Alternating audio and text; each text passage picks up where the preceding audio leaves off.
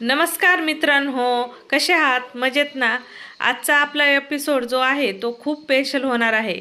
आज मी तुम्हाला आपल्या गोमातेबद्दल सांगणार आहे. म्हणजेच आपण जी गाय गोठ्यामध्ये पाळतो, म्हणजेच आपली गिर गाय किंवा आपली देसी गावरान गाय. नमस्कार मंडळी, मी वर्षा येवले. माझ्या चॅनलवर तुमचं खूप मनापासून स्वागत करते. उशीर न करता मेन आपल्या व्हिडिओकडेच वळूयात. आज मी तुम्हाला अशा काही गोष्टी सांगणार आहे आपल्या गोमातेबद्दल, ज्या गोष्टी तुम्ही तुमच्या घरामध्ये केल्या ना तर तुमच्या घरामध्ये नेहमी सुख शांती आणि घरात पैशाची बरकत राहील. छोटे छोट्या गोष्टी आहेत, त्या नक्की करून पहा. सगळ्यात पहिलं, भारतीय संस्कृतीत गाईला म्हणजेच गोमातेला खूप पूजनीय मानलेलं आहे आणि हिला विश्वमाताही म्हटलं जातं, पूर्ण विश्वाची माताही म्हटलं जातं. 33 कोटी देवांचा वास असतो गायीमध्ये असं म्हणतात. नुसती एका गायीची तुम्ही पूजा केली, गायीची सेवा केली तर पूर्ण 33 कोटी देवांचं पुण्य तुम्हाला लागतं. तर तुम्हाला तुमच्या घरी कशा पद्धतीने गोमातेची सेवा करायची आहे, पूजापाठ करायचा आहे ते सांगणार आहे. तर नॉर्मल साध्या साध्या गोष्टी आहेत, त्या जर तुम्ही तुमच्या घरामध्ये रेग्युलर केल्या ना तर तुमच्या घरामध्ये कधीच पैशा पाण्याची कमी राहणार नाही. तुमच्या घरामध्ये नेहमी सुख शांती लाभेल.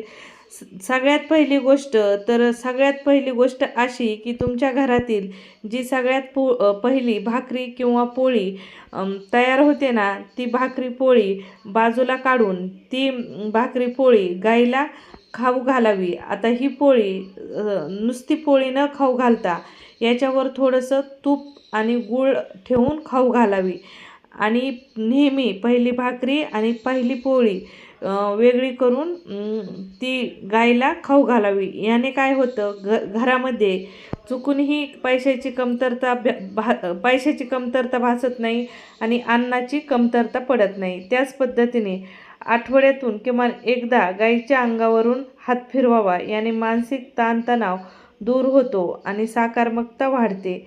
आणि स्पेशल गुरुवारच्या दिवशी गायला हळद लावलेली पोळी किंवा हरभऱ्याची डाळ आणि गूळ भरवावा. यामुळे गुरुग्रह जो आहे तो बलवान होऊन घरामध्ये सुख शांती आणि समृद्धी लाभते.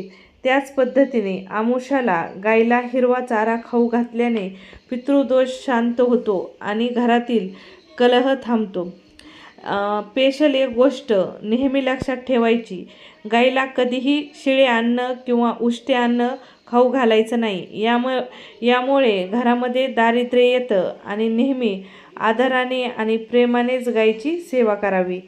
त्याच पद्धतीने रोज सकाळी घरामध्ये थोडेसे गोमूत्र शिंपडल्यास घरातील नकारात्मक ऊर्जा नष्ट होते. आता हे गोमूत्र कसं शिंपडायचं, तांब्यामध्ये पाणी घ्यायचं, गंगाजल असेल तर त्यात थोडंसं टाकायचं आणि त्याच्यामध्ये गोमूत्र मिक्स करून आंब्याचं पान घ्यायचं आणि त्या पानाने पूर्ण घरामध्ये गोमूत्राचा शिंपडाव करायचा.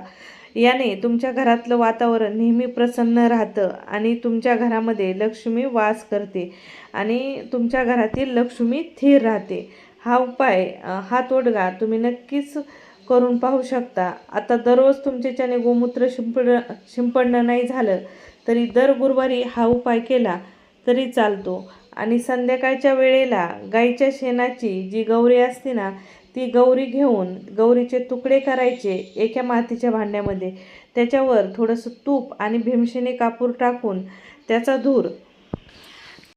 धूर पूर्ण घरामध्ये फिरवून घ्यायचा. हा धूर संध्याकाळच्या वेळेला करायचा.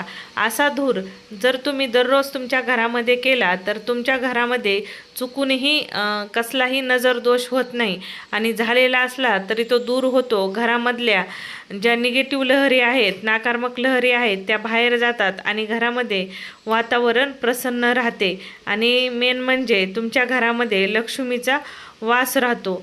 याच याच पद्धतीचे गायीपासून खूप वेगवेगळे तोडगे आहेत आणि आपल्या गायीचं खूप महत्त्व आहे आणि ते एका व्हिडिओमध्ये पूर्ण होऊ शकत नाही, म्हणून याचे मी एपिसोड बनवले आहेत. आजचा हा पहिला एपिसोड होता. कसा वाटला कमेंटमध्ये नक्की सांगा. लवकरच दुसराही एपिसोड येणार आहे.